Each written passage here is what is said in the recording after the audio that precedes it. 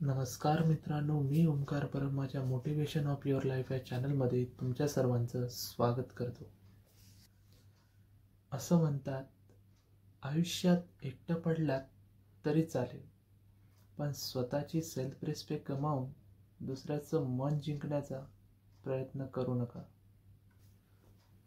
एकदा मृत्यूच्या पूर्वी राजूचे वडील राजूला म्हणाले की माझ्या आजोबांनी मला हे घड्याळ दिलेलं आहे. जवळपास 200 वर्ष जुना आहे. मी हे तुला देतो आहे. तू एखाद्या घड्याळाच्या दुकानात जा आणि त्यांना सांग की मला हे घड्याळ विकायचं आहे आणि बघ त्या घड्याळाचे तुला किती पैसे देतात. राजू घड्याळाच्या दुकानामध्ये गेला आणि काही वेळाने परत वडिलांकडे आला आणि म्हणाला, त्यांनी मला या घड्याळाचे 150 रुपये देतो म्हणून सांगितले, कारण ते फारच जुनं घड्याळ आहे. त्यावर राजूचे वडील राजूला म्हणाले, आता तू एक काम कर, हे घड्याळ भंगारवाल्यांना विचारून बघ. राजू भंगारवाल्याच्या दुकानात गेला व थोड्या वेळाने परत वडिलांकडे येऊन म्हणाला, त्यांनी मला या घड्याळाचे 20 रुपये देतो म्हणून सांगितले. वडील आता राजूला म्हणाले, आता तू एक काम कर, तू हे घड्याळ घेऊन वस्तू संग्रहालयात. आता राजू वस्तू संग्रहालयामध्ये गेला आणि घरी येताना खूप आनंदाने आला आणि वडिलांना म्हणाला, बाबा, त्यांनी मला या जुन्या घड्याळाचे वस्तू संग्रहालयामध्ये समाविष्ट करून घेण्यासाठी 1,00,000 रुपये सांगितले. त्यावरती राजूचे वडील शांतपणे स्मितहास्य करत त्याला म्हणाले, बाळा, मला तुला हेच सांगायचं होतं की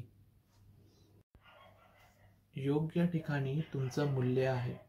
चुकीच्या ठिकाणी तुमचं मूल्य शोधत बसू नका आणि तुमचं मूल्य होत नसेल तर रागवू नका.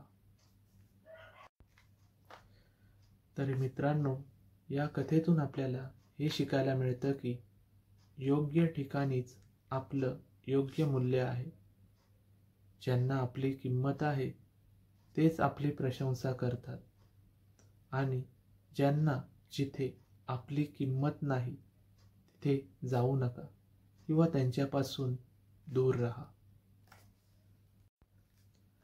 तरी मित्रांनो, पुन्हा एकदा सांगतो, जीवनामध्ये कोणी तुमच्यावरती विश्वास करो अथवा ना करो, जर तुम्ही स्वतःवरती विश्वास ठेवला तर तुम्हाला कोणाचीच गरज भासणार नाही.